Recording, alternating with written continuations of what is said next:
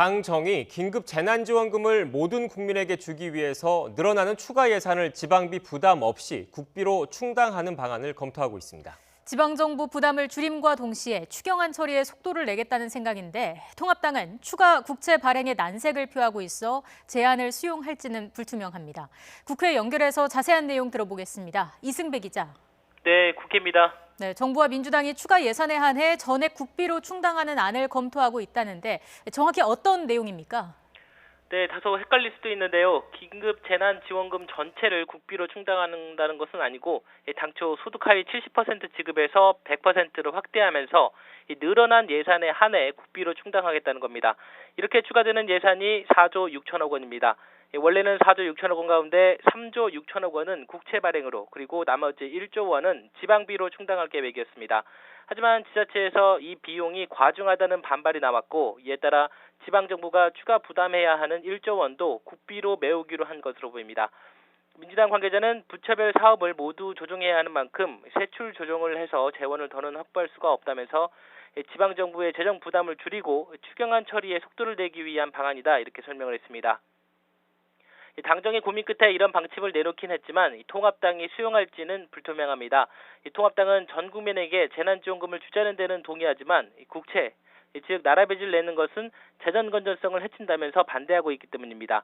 심재철 당대표 권한대행은 YTN과의 통화에서 국채 발행에는 기본적으로 반대 입장이라면서 세출 항목을 조정하거나 지급 대상을 늘리는 대신 액수를 줄이는 등의 다른 방안을 정부와 여당이 고민해야 한다고 촉구했습니다. 그러면서 기재부가 이런 내용을 포함한 3가지 조건에 대한 답을 가져와야 민주당과 협상이 가능할 것이라고 말했습니다. 이번엔 통합당 이야기 해보겠습니다. 비상대책위원장직을 수락한 김종인 전 총괄 선대위원장, 강력한 인적 쇄신 의지를 밝혔다면서요. 네, 김종인 전 위원장이 한 언론과의 인터뷰에서 40대 기술원에 대해서 구체적으로 밝혔습니다.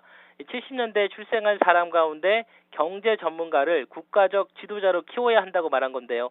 구체적 인사를 거명하진 않았지만 강력한 인적 쇄신 의지를 표명한 겁니다. 그러면서 지난 대선 출마자는 이미 검증도 시효가 끝났다면서 뭘 또 나오느냐고 일축했습니다. 비상대책위원회 역시 원외의 젊은 정치인과 소신 있는 초재선 위주로 꾸릴 것이라고 강조를 했습니다.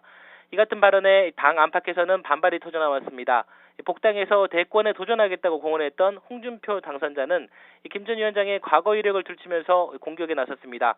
홍 당선자는 자신의 SNS에 검사 시절이던 지난 1993년 동아은행 비자금 사건 때 김종인 당시 경제수석에게 뇌물 사건을 자백받았다고 주장하면서 부정과 비리로 얼룩진 비대위원장에게 반대한다 이렇게 말을 했습니다. 당내 중진들도 경계에 나섰습니다. 21대 총선에서 3선이 된 당선자들은 다음 주 월요일 긴급회동을 갖고 화요일 예정된 전국일을 당선자 총회 뒤로 연기하는 방안을 논의할 것으로 확인이 됐습니다. 지도부 결정에 대한 당내 이견이 여전히 존재하는 만큼 김 전 위원장을 최종 추인하기 전에 당선자 총회부터 열어서 의견을 물어봐야 한다고 주장할 것으로 알려졌습니다. 지금까지 국회에서 YTN 이승배입니다.